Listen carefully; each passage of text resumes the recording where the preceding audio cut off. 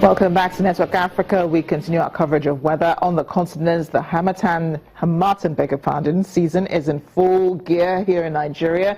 That dry and dusty northeasterly trade wind that blows from the Sahara Desert over the West African subcontinent into the Gulf of Guinea between the end of November and the middle of March.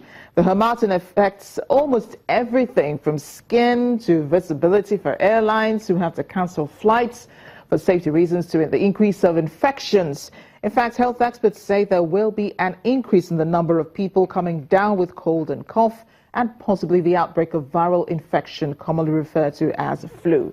They also mention ear, nose and throat are the first line receivers. Over the Christmas, our correspondent in Maiduguri, Blessing Tuna, said the weather became severe in the city. She joins us now to give us an update of what it's like. Blessing, welcome to Network Africa. What's the weather like today in Maiduguri? Thank you.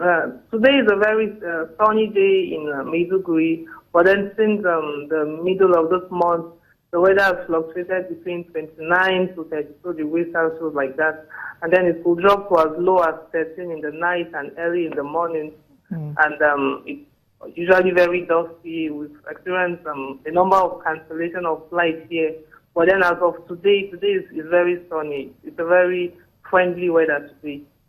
Oh, when we were talking earlier, Blessing, you said the weather was quite severe during the Christmas weekend. Tell us how bad it was. Well, the Harmattan was very harsh over the weekend, especially on Christmas Day, and one of the flights that was cancelled, that was supposed to convey the Minister of Defense and the Minister of Information to a ceremony here in Maiduguri. So it was that bad, and there were very few people on the streets there, and people selling face masks. It was a brick business for them, but then there were very few people out there that day. Everyone just stayed indoors, and that's how bad it was. But then from yesterday to today, the weather is quite sunny and clement. Yeah, I'm sure more people on the streets, but generally this is the weather, Blessing, that you would expect in northern Nigeria at this time of the year. But when you compare it to last year, what you experienced, would you say it's worse? No, it's not worse. The people here in Maiduguri are quite familiar with this kind of weather. In fact, there was a delay in the start of the Harmattan period this season, and people were even getting worried, wondering if it's the climate change and things like that. And I think it even gets worse in January. So it's a weather that people are very familiar with here. Blessing, thank you so much for joining us on Network Africa. Do stay safe and stay warm. We're heading on to Somalia now, where the country's 10th parliament was sworn in on Tuesday in the capital Mogadishu during a ceremony that saw 283 members taking their oath of office. Election of a new president to lead the government was, however, postponed. The ceremony at least gives the chronically unstable Horn of Africa country a quorate assembly 4 weeks after the conclusion of a month-long election conducted among 14,000 representative citizens. The lawmakers were supposed to pick a new president on Wednesday, but the Electoral Commission said that the vote had been postponed to an unspecified date. Members of Parliament were sworn in at the General Kaye Police Academy during a function officiated by the outgoing Speaker of the Federal Parliament of Somalia, Mohammed Sheikh Osman Jawari.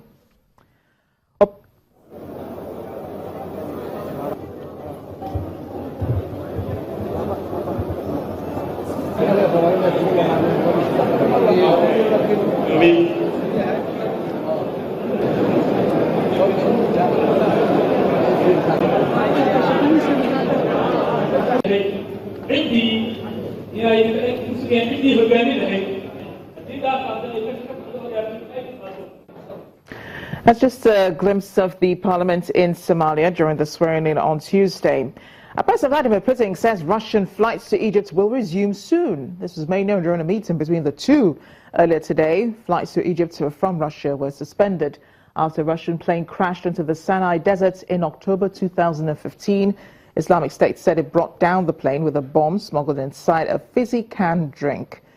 No date has been given for the resumption of flights, but the Airbus A321 operated by Metrojet had been returning Russian holidaymakers from the Egyptian Red Sea resort to Sharm el-Sheikh to St. Petersburg. The crash killed all 224 people on board.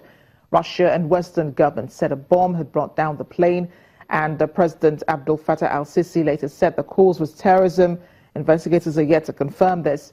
Britain suspended flights to Sharm el-Sheikh as a result of that, and Russia suspended all flights to and from Egypt, devastating Egypt's tourism industry, which is a major lifeline for the already battered economy.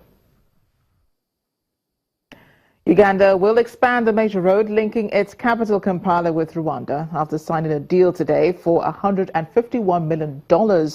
That's a loan from the African Development Bank. The 40-year loan will partly finance a new 23-kilometer, 4-lane toll road to help decongest traffic on an existing road, according to the country's finance ministry and the AFDB. The government, however, would fund the remainder of the $192 million project. In recent years, East African countries have been investing heavily in transportation infrastructure to help boost trade. A significant chunk of that investment has been directed towards upgrading sections of what is known as East Africa's Northern Corridor that transports our artery that lives in Uganda, Rwanda, Burundi, and Eastern Democratic Republic of Congo, stretching eastward to the Kenyan seaport of Mombasa. Well, as we end, Network Africa police in Kaduna State have arrested 17 suspects for their alleged possession of illegal firearms. The police in Kaduna say that it's making progress in the fight against criminality across the state. The Deputy Inspector General of Police, Josak Habila, who's visiting the state, told journalists that there has been a major breakthrough in crime fighting. He says the operation was carried out by special forces under the Operation Harmony campaign. It is not every day that a very senior officer of the rank of the Deputy Inspector General of Police is seen parading suspects at the state level. Very operational. It's a locally made SMG Model 12. It's usually the responsibility performed by the Commissioner of Police. But this is being taken up by the DIG because the men were arrested by the Special Forces, also known as Operation Harmony.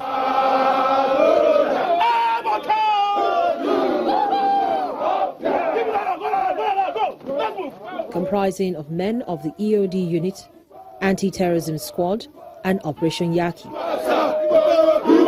He explains how the suspects were all rounded up. Successes and achievements that we've met in these few days that we've been here are here for all to see.